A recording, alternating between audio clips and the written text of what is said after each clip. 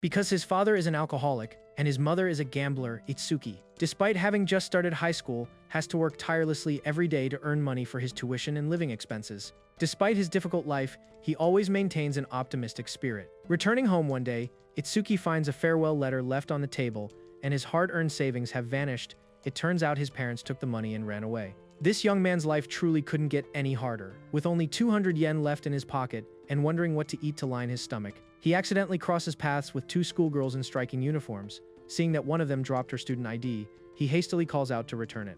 Unexpectedly, as the girl turns around, a group of kidnappers suddenly appears. Assuming Itsuki is involved with her, they grab him as well. Having just been abandoned by his parents and now getting kidnapped, his luck is worse than a dog's. Hearing the thugs mention Konohana, he realizes the girl sitting next to him is a wealthy heiress from an incredibly powerful family. But what kind of heiress is this? Right after being abducted, she completely nonchalantly asks to go to the restroom and innocently announces she is about to pee her pants. Even the kidnappers look at each other in bewilderment, wondering if they grabbed the wrong target. Itsuki silently agrees. She is kidnapped yet totally unbothered, spills water all over herself while drinking, and clumsily trips and bumps her head. After getting her student ID back from him, she carelessly demands to sleep on his lap and even asks him to sing a lullaby. Although this heiress is undeniably beautiful, her stupidity stats must be maxed out. The kidnappers begin to lose patience, declaring that if they don't get the ransom soon, they will deal with Hinako directly. Itsuki immediately steps in front, declaring that he will protect her. Hinako asks why he is doing this. Truthfully, he doesn't quite understand why he is doing it either. Even though his future is incredibly bleak, he feels that if he can still help someone else while in the depths of despair, he wants to do so. Hearing those sincere words, Hinako smiles and says that while many people have taken care of her before, they were all very strict. Being with Itsuki makes her feel completely at ease. Just like that, she unilaterally decides to make him her servant. Right at that moment, the police burst in and arrest the three kidnappers. A maid named Shizune unexpectedly steps inside. Wait a minute, the initial report said there were only two kidnappers. Hinako quickly clears Itsuki's name, explaining that she was kidnapped because she sneaked out without telling anyone. She then asks Shizune to arrange everything for Itsuki. Sitting in the back of a limousine with the heiress clinging to him, the young man has no idea what his fate will be. After running a background check, they confirm his identity. Tomonari Itsuki, 16 years old, an admirable young man working to pay his own tuition. Though his upcoming fees remain unpaid, his water and electricity bills are overdue, and Shizune even knows about his parents running off with his money. While he sits there despairing over his life, Shizune makes him a proposition. Starting today, Itsuki will become a butler and take care of Hinako. The young man's jaw drops as he stands in front of Hinako's second mansion, where countless servants are lined up to welcome them. Once inside, he is completely stunned by the sheer extravagance of the estate. The person waiting for him is Konohana, Hinako's father. To explain the nature of the job, he shows Itsuki an introductory video of his daughter on the screen. Is a perfect, highly intelligent, gentle, and multi-talented Hinako, the textbook definition of a financial conglomerate's heiress, completely entirely different from the lazy girl sitting next to him. It turns out Hinako only plays the role of a perfect heiress in front of others. When she is alone, she is insanely lazy and sleeps anywhere and everywhere. Her previous caretaker was so stressed by this that they ended up hospitalized and had to quit. Itsuki's absolute mission is to ensure that Hinako's lazy and foolish true nature is never discovered by anyone. The starting salary offered is 20,000 yen. Seeing Itsuki hesitate, Mr. Kagan immediately bumps it up to 50,000 yen. The young man nearly faints upon hearing this, considering he only needs about 8,000 yen a month to survive. However, the chairman emphasizes that this money won't be easy to earn. The Konohana group is currently facing immense pressure from competitors. To maintain the family's prestigious reputation, Hinako must constantly uphold her flawless image so that she can eventually find a worthy husband. That is the family's absolute top priority. He is to start working tomorrow, because without a 24/7 caretaker, she would literally get lost inside her own home. Furthermore, he gives Itsuki a gentle warning. If he tries anything funny with his daughter, he won't just be castrated. He'll be sent straight to the afterlife. Because he needs to be by Hinako's side at all times, Itsuki is transferred to KU Academy, the most prestigious school around. To prevent any suspicion, he is given the fake identity of an heir to a technology conglomerate. Shizune then hands him a mountain of caretaking rules and the school's curriculum. As if that wasn't enough, he also has to study proper etiquette, manners, and self-defense skills. After a grueling day of being tormented by Shizune, he drags himself back to his room exhausted, only to unexpectedly find Hinako fast asleep right on his bed. Just as he is about to cram the knowledge Shizune gave him, his childhood friend Yuri texts to check in on him. Seeing him texting a strange girl, Hinako promptly confiscates his phone, rolls herself up in his blanket, and goes back to sleep as if nothing happened. Today marks Itsuki and Hinako's first day at KU Academy. It's early in the morning, but the heiress is already sporting a depressed look. absolutely refusing to go to school. To Hinako, staying home and sleeping is her one true love. Shizune sternly reminds Itsuki that he must never let anyone know he is her private butler or that they are living together. To the outside world, they are strictly normal classmates. Hinako also takes the opportunity to ask Shizune for permission to drop the stiff formalities when it's just the two of them, allowing Itsuki to talk to her comfortably. The moment she gets approval, she immediately demands a hug from him. Shizune then hands Itsuki a mysterious bag, instructing him to use whatever is inside if Hinako ever gets too stubborn to listen. Although he doesn't know what it is yet, Itsuki silently vows to do his best to complete his mission and protect the heiress's perfect image at all costs. Upon arriving at the school gates, he is frozen by the magnificent architecture, which looks completely different from any normal high school.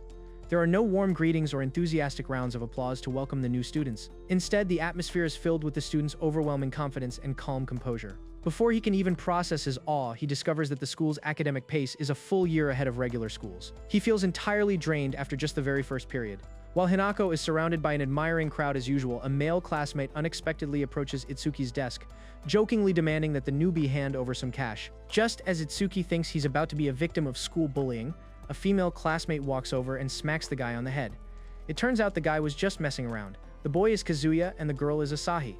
Both of them astutely noticed that Itsuki was struggling miserably during the last class, which makes perfect sense, as any transfer student would suffer academic shock here. Most students transfer to this academy due to family circumstances, like being groomed to inherit a company, so transitioning to this rigorous curriculum from a normal school is bound to be grueling. Remembering the fake identity Shizune prepared, Itsuki lies and says he just inherited a small family tech company, which is why he transferred. Because of this, Kazuya and Asahi decide to form a dedicated study group to help transfer students. Hearing this, Itsuki practically cries tears of joy. Afterward, Kazuya gets straight to the point and asks what kind of relationship Itsuki has with Hinako, since everyone saw them arriving at school together that morning. He hastily explains that their parents knew each other previously, and since it was the first day of school, they arranged to commute together. Hearing this, Kazuya becomes cheerful again, which makes sense considering Hinako is arguably the most famous person in school. There are even rumors that she spends her lunch breaks holding remote corporate meetings. In reality, Hinako sneaks away to eat her bento. Her lunchbox is incredibly lavish, but Itsuki immediately notices the complete absence of vegetables. She shamelessly admits she doesn't like veggies, and then innocently opens her mouth, demanding Itsuki to feed her. As a token of gratitude, she feeds him a bite in return. He then asks Hinako why her previous caretakers quit. She has no idea either, noting they usually only lasted a few weeks. In his mind, the job offers amazing perks, free food, and fully paid tuition even if the classes are literal hell. Hearing him talk about perks, Hinako suddenly asks if she counts as a perk like a wife, which leaves the young man completely flustered. She then softly murmurs, "Don't quit, okay?" before instantly dozing off. Shizune later calls to check on the situation, and Itsuki mentions he made two new friends, Kazuya and Asahi. Shizune quickly feeds him background info on them, and damn, their family backgrounds are insanely powerful too. One comes from a leading electronics retail empire, and the other's family owns a massive logistics corporation. The school is full of princes and princesses, yet they claim to be just commoners who struck it rich. Outside of class, Hinako is constantly swarmed by peers. Shizune calls again to inform Itsuki that, according to the GPS tracker, Hinako seems to have dropped her wallet. While fumbling around looking for it, he runs into a haughty heiress from the Tenju group named Mireille. Hearing her name, he looks clueless and bows to apologize for his ignorance. The girl proudly explains that the Tenju Group is a colossal mining conglomerate that controls Japan's leading non-ferrous metal production companies, an undeniably elite profile. She then asks if Itsuki knows of the Konohana Group. When he immediately nods, she gets visibly salty, realizing that Hinako's family reputation has completely overshadowed hers. Getting back on track, Mireille asks what he is doing hovering outside the girl's restroom. He explains that someone forgot their wallet, so a friend went inside to grab it for them. When she questions how he knew someone left a wallet inside, he awkwardly covers by saying someone asked him to help look for it. Hearing this, Mireille immediately lectures him. According to her, a true corporate heir should never let others order them around like a servant. They must always hold their head high, speak decisively, and exude leadership. If he just cowers all the time, no one will ever respect him. After school, Hinako throws a spoiled tantrum and refuses to go home. Itsuki tries to carry her away by force, but she stubbornly resists. Left with no choice, Itsuki pulls out the secret weapon Shizune provided, a bag of potato chips that Hinako is absolutely obsessed with. Just like that, she obediently follows him home. Without even a moment to rest, he has to tackle his homework and endure martial arts training with Shizune. He asks her why the previous caretakers only managed to last a month. She explains that their biggest issue was likely their failure to build a genuine relationship of trust with Hinako. Exhausted to the bone, Itsuki drags himself to his room, only to be unexpectedly yanked straight into Hinako's bathroom by the heiress herself. She casually invites him to bathe with her as if it is the most normal thing in the world.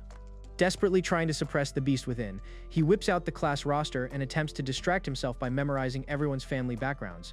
He asks Hinako if she has any real friends at school, and she immediately shakes her head. He had already guessed that the people constantly swarming her were mostly just there to suck up to her. Suddenly, Hinako stands up, closes the distance, and sits down right in front of him, asking him to wash her hair. While letting him pamper her, she softly confesses that she really loves the way Itsuki treats her. He makes her feel far more comfortable than any caretaker she has ever had before. A little while later, Hinako carelessly complains that the swimsuit she is wearing in the bath is too hot. Before Itsuki can even recover his sanity, she drops the bombshell that she already told Shizune all about them bathing together. Well, that's it. His life as a man is officially over. Shizune even went as far as preparing a bottle of suppressants to keep his little brother from waking up. The very next day, Itsuki accidentally bumps into a female student who immediately recognizes him, lunges forward to push him to the ground, and bursts into loud tears. Several days earlier, the students had been playing tennis in the school gym when one girl dominated the court. Asahi explained to Itsuki that the girl was actually Narika from Class B, a beauty queen exceptionally skilled at sports. She also revealed that Narika possessed an explosive temper because she was the heiress of the Miyakojima Yakuza family. Hearing this, Itsuki recalled the day Konohana Kagen had warned him to avoid unnecessary contact with the Miyakojima household whenever possible. In the present, however, Narika sat crying atop Itsuki, confessing how deeply she had missed him. Years ago, during Itsuki's childhood, his parents had done nothing but argue constantly until their marriage teetered on the edge of divorce. His mother eventually took him to live with the family of his late grandmother, the Miyakojima family itself. Upon arriving at the estate, Itsuki learned that his grandmother had been disowned, yet his mother had managed to regain entry. Soon afterward, he discovered Narika practicing on a training dummy with fierce determination. When he introduced himself, she suddenly transformed into a stern instructor, delivering a firm pep talk that urged him never to remain weak. Moments later, she blushed and asked him to look after her. From that day on, Itsuki spent most of his time at her side. Whenever anything unsettled her, a cockroach, her father shouting, she would cry to him, and he would soothe her by gently patting her head. One afternoon, Narika admitted that Itsuki was strong while acknowledging her own frailty. She could not even leave the estate alone. Itsuki never blamed her. She had been taught her entire life that the outside world was dangerous. She confided that she had once felt envious of a girl walking freely down the street. Itsuki invited her to explore the city with him, and she accepted at once. For several hours, they wandered the streets together. Narika marveled at every new sight until they found a candy shop where she tasted treats she had never known. From then on, the two of them began sneaking out of the estate to enjoy the city. Eventually, Narika's father discovered their secret. He accused Itsuki of endangering his daughter and ordered both the boy and his mother back onto the street. As they left, Narika tearfully promised she would grow stronger before her maid pulled her away. Back in the present, Itsuki urged the emotional Narika to calm down, only for her to admit she had injured her legs while leaping onto him. After carrying her to the infirmary, he tried to leave, but she clung to him and begged him to stay. Itsuki apologized for taking her outside without permission years earlier. Narika insisted it was fine. Those stolen hours had taught her not to be a complete coward. Still, she explained, she could make no friends. Lifelong training in the harsh style of her family's tradition made outsiders view the Miyakojimas as warmongers. She grew nervous around people and ended up frightening them, which was why they labeled her a delinquent. She pleaded for Itsuki's help, yet he had to rush outside to answer a call from Shizune, who ordered him back to class to resume his caretaker duties for Hinako. After saying goodbye, Itsuki started to walk away. Narika passionately asked whether he planned to disappear again. He smiled and assured her he would not. She demanded that he pat her head the way he once had. He did so and apologized once more for leaving her. She answered that it was all right now that they had reunited. Suddenly, Hinako appeared and asked what the two of them were doing together. Itsuki claimed he had merely carried Narika after she collapsed, but Hinako pointed out that he had been stroking her hair. Narika clarified that Itsuki had been her caretaker years earlier and that she owed him a great deal. She then invited him to visit her home so they could resume their old closeness. Hinako declined on his behalf, informing Narika that Itsuki already worked for her family. Confused, Narika refused to accept it, insisting she had found him first. Hinako ignored the protests and led Itsuki out of the room. While they walked, Itsuki asked why Hinako had revealed their supposedly secret arrangement. Hinako slipped into a playful mood and replied that she simply wanted to drive the point into Narika's thick skull. Itsuki realized she was jealous, so when Hinako asked whose caretaker he truly was, he chose her. She then smiled and invited him to be scolded by Shizune together, making him fear he was about to be fired. During the ride home, however, Shizune assured him he would keep his position. The fault lay with Hinako, and the household had not dug deeply enough into Itsuki's past to uncover his connection to Narika.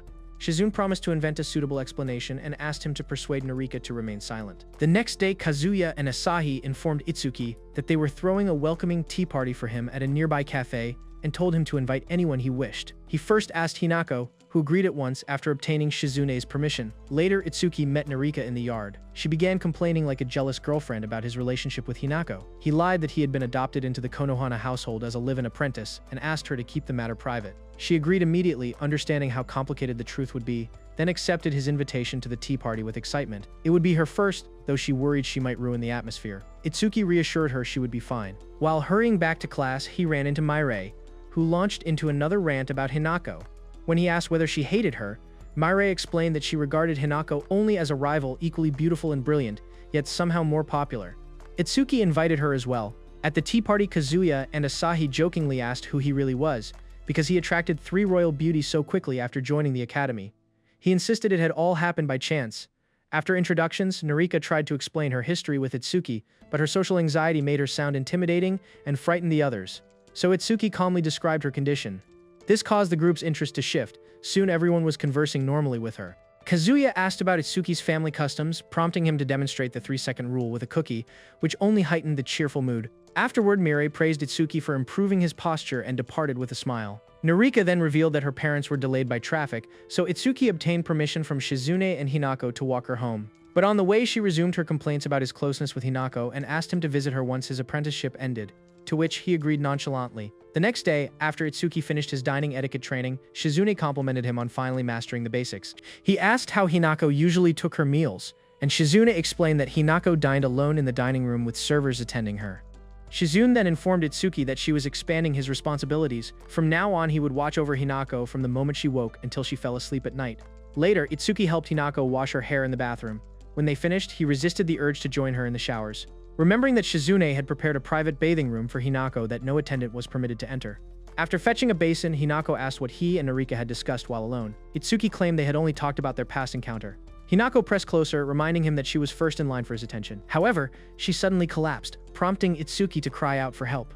Hinako was carried to her bedroom to rest. Then Itsuki thanked Shizune for warning him earlier about the possibility of a fainting episode. When he asked how she had known, Shizune explained that such episodes occurred regularly because the constant strain of maintaining her polished public persona left Hinako exhausted. Itsuki was surprised by Shizune's calm acceptance, yet she assured him the fever would ease within 3 days, and was nothing serious. Itsuki then suggested that Hinako abandon the performance for the sake of her own health, but Shizune answered sharply that the facade was Hinako's duty to the Konohana family. She ordered him to go play Fortnite in his room, and until he gets a victory royale. However, he contemplated attending classes while Hinako remained ill. Itsuki was told that Shizune would care for her, and that his own slipping grades could not be ignored. In class the following morning, Karen asked why Hinako was absent. Kazuya replied that she had left on her usual business trip, the family's standard cover story. Itsuki felt troubled that no one seemed concerned or willing to help her. When he returned home, he asked about Hinako's condition. Shizune reported that she was still resting and should be well enough to resume school on Monday. Itsuki inquired whether her father would visit, but Shizune answered that he was occupied with the heavy responsibilities of leading the Konohana group. When he asked about Hinako's mother, Shizune revealed that she had died years earlier. The news made Itsuki realize how little he still knew about the girl in his care. He promised Shizune he would redouble his efforts in their lessons that day. During training, he wondered whether he might become the person Hinako could lean on. Afterwards, he visited her room and found her awake. She thanked him for looking after her. When he offered to do any favor she wished, she asked only that he hold her hand. He did so. After several quiet minutes, she drifted back to sleep. He gently stroked her hair, and she murmured, "Papa." The single word showed him that what she truly wanted from a caretaker was the feeling of family, something he understood, having never known a proper family of his own. Soon after, Shizune arrived and called him outside to discuss an important matter, but they noticed Hinako still gripping his hand tightly, so Shizune spoke where they stood. She revealed that the deeper purpose of Hinako's public performance was to attract a suitable son-in-law for the family. Hinako's older brother lived on a different estate and rarely saw her.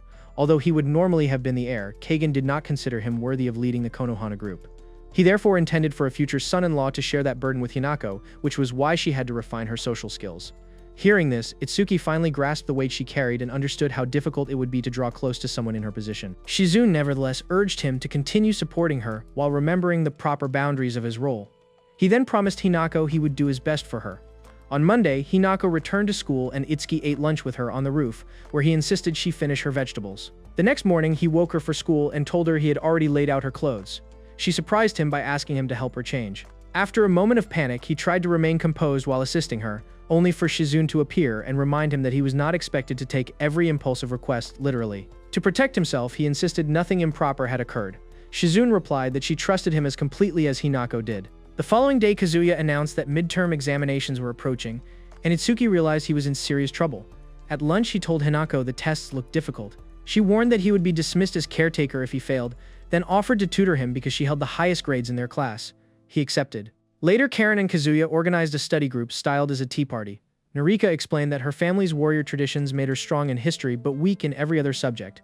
Maire suggested dividing into tutors and students, with herself and Hinako serving as instructors, but Itsuki admitted mathematics was his greatest weakness. Before Hinako could claim him, Maire volunteered to teach him. However, Kazuya then asked to study under Hinako instead, prompting her to step on Itsuki's foot in quiet irritation as she agreed. During the session, Itsuki felt his understanding of the material improve rapidly under Mire's guidance.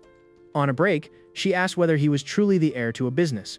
When he asked why, she observed that his table manners seemed recently acquired, yet she chose not to press further despite her suspicions. They rejoined the group, where Karen mentioned the annual spring social gathering organized by the Konohana family. Hinako invited everyone to attend. Days later, the midterms began, and Itsuki managed to survive the first day. That night, he tried to study, but Hinako complained she could not sleep. He suggested a short walk to tire her out. Outside the mansion, he handed her an ice bar and asked her not to attend the study group if it exhausted her. She answered that she had learned from him that the easier path was not always the better one, making their bond a step closer. After their shared moment, they then walked back to her room.